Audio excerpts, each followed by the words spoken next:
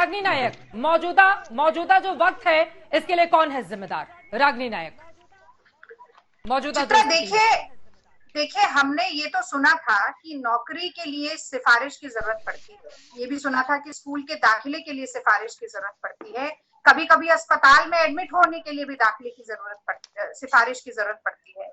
लेकिन मरने के बाद अंतिम संस्कार के लिए मरघट में जगह मिल जाए इसके लिए सिफारिश लगानी पड़ेगी। मुझे नहीं लगता कि देश की जनता ने ये सोचा था।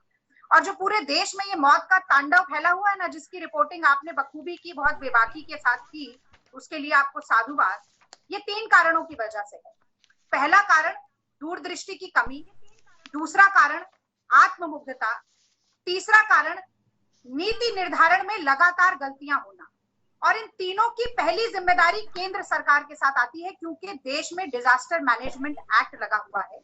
इसीलिए ऑक्सीजन को लेकर, वैक्सीन को लेकर, दवाइयों को लेकर, लॉकडाउन को लेकर जो बड़ी स्ट्रैटेजी बनानी है, जो बड़ा नीति निर्धारण है, उसकी जिम्मेदारी केंद्र सरकार के पल्ले में आती है। ऐसा सुप्रीम कोर्ट ने भी कहा और इसीलिए केंद्र सरकार को फटकार लगाते हुए ये निर्देश दिया कि जाइए पहले एक राष्ट्रीय नीति बनाकर लाइए।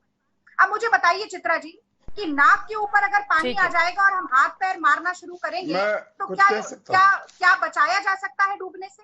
यदि प्यास जब लग जाए पूरे देश को और आप कुआं कूदेगी केंद्र सरकार, तो क्या वो प्यास बुझ सकती है? मैं जानना चाहती हूँ, आज गौरव भाटिया जी ने कहा 551 पीएसए ऑक्सीजन जनरेशन प्लांट लगाए जाएंगे। भाई अगर लगाए जाएंगे तो इसका मतलब है कि पहली से दूसरी वेव की तैयारी तो हो नहीं सकती, क्योंकि उसका समय तो निकल गया। और शायद वैसे ही लगाए जाएंगे जैसे 15 लाख रुपए आने थे, जैसे कि 2 करोड़ नौकरी मिलनी थी, जैसे काशी को क्योटो बनाना था, जैसे 100 स्मार्ट सिटी बनानी थी, और जैसे बिहार में चुनाव के वक्त मुफ्त टीकाकरण की घोषणा की गई थी। अब समस्या ये है चित्रा जी कि मोदी जी के जुमलों के पिटारे से हर कुछ एक दिन में एक नया शगुफा, एक नया नायाब हीरा निकलता है। तो अब 551 ये प्लांट बनाने की घोषणा कर दी गई है। घोषणा नहीं चाहिए थी, देश को नीति चाहिए थी और नीति पे काम चाहिए था। 1 मिनट चित्रा जी, और नीति क्या थी इनकी कि जब हमारा गौरव जल्दी से जवाब दे दीजिए, बहुत सारे डॉक्टर्स हमारे साथ मौजूद हैं, जल्दी उनके पास भी जाएंगे। ठीक है रागिनी, लोगों को मरना पड़ रहा है और इन्होंने एक्सपोर्ट को दुगना किया। पार्लियामेंट की स्टैंडिंग कमेटी ने शिकायत था कि ऑक्सीजन की शॉर्टेज होने वाली है, उसके बाद भी इनके कानों पर जू नहीं रहेगी। और आज ये दिल्ली सरकार के साथ तू मैं कर रहे हैं, जब दिल्ली की जनता त्राहिमाम कर रही है। आपने अपनी बात रख ली, एक बार उनकी बात सुन लीजिए। चित्रा जी मुझे एक बात राघव चड्ढा से भी पूछने दीजिए, उसके बाद आप दोनों के पास जाएंगे। मैं राघव चड्ढा जी से ये जानना चाहती हूँ कि दिल्ली के अस्पताल इन्होंने घोषणा की थी अपने 70 सूत्रीय कार्यक्रम में कि 40,000 बेड। एक दिल्ली एनएसयूआई ने आरटीआई की, पता चला केवल 394 बेड ये बना पाए। क्यों नहीं केजरीवाल जी बताते कि जवाब देना चाहूंगा कितने? चित्रा जी मैं भी जवाब दूंगा। क्यों नहीं बताना चाहते? नहीं होगा कि मैं जवाब नहीं दूंगा, मैं भी जवाब दूंगा। दिल्ली मोहल्ला क्लिनिक में हुए और केंद्र सरकार पैसा देगी, उसके बाद आपको मैनेजमेंट ठीक है रागिनी नायक, आपकी बात हो गई। अब मैं अगर दोनों ही राजनीतिक मेहमानों से इसका जवाब लूंगी। बिल्कुल, ये महत्वपूर्ण सवाल आपने उठाया है, लेकिन पहले डॉक्टर्स की बात हो जाए। गौरव आप भी जवाब दीजिएगा और राघव चड्ढा आप भी जवाब दीजिएगा। ठीक है रागिनी, आपकी भी बात हो गई, लेकिन मुझे लगता है कि कांग्रेस पार्टी से शासित जो राज्य सरकारें हैं ना, उनको भी अपना एग्जाम्पल देना चाहिए कि देखिए हमने कितनी अच्छी व्यवस्था की। उधर भले ही बीजेपी या फिर आम आदमी पार्टी की सरकार ने व्यवस्था नहीं की हो, लेकिन हमारे वहां बेहतर स्थिति है। तो डाल मैं पात आपकी भी स्थिति वैसी है। कोई भी राज्य ऐसा नहीं है एक एग्जाम्पल जो कांग्रेस बता सके। बिल्कुल नहीं मैम, बिल्कुल नहीं। चाहे वो छत्तीसगढ़ हो, चाहे वो महाराष्ट्र हो, चाहे वो राजस्थान हो, चाहे वो पंजाब हो, कोई राज्य नहीं है आप नहीं गिना सकती हैं। ठीक है, अब मैं पॉलिटिक्स से थोड़ा निकलते हुए समझ गई आपकी बात, समझ गई रागिनी जी आपकी बात। अब मैं जरा डॉक्टर्स का रुख करना चाहूंगी। 3 जाने माने बड़े डॉक्टर हमारे साथ जुड़े हुए हैं। गौरव थोड़ा सा सम्मान करते हुए मैं फौरन आप लोगों के पास आऊंगी। सबसे पहले आपका रुख करते हुए डॉक्टर राकेश नाथ प्रसाद जी, मौजूदा जो वक्त है वहां पर हिंदुस्तान कहां पर खड़ा दिखाई दे रहा है? ऑक्सीजन की किल्लत से लगातार अस्पताल कराह रहे हैं, हाफ रहे हैं।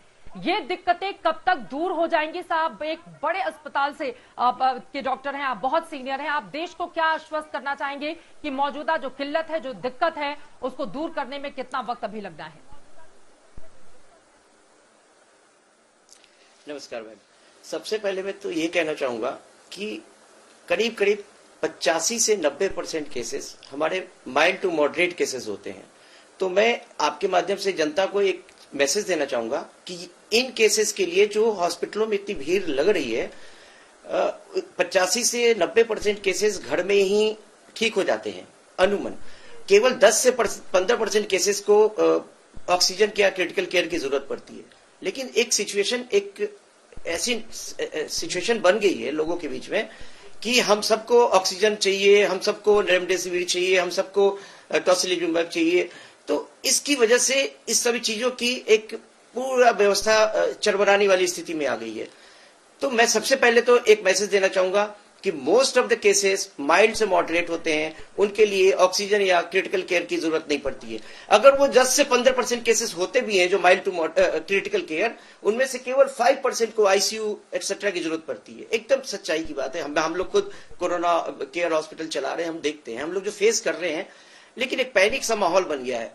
तो एक ठीक है, व्यवस्था तो खत्म हो ही गई है, लेकिन इन सभी चीजों के बीच में हमें भी बड़ा संयम रखने की जरूरत है और थोड़ा जितने भी प्रशासन एकदम युद्ध जैसी स्थिति आ गई है हमारे देश में, उसको जो लोग कॉम्बैट करने की कोशिश कर रहे हैं, उसमें सबों का योगदान होना चाहिए।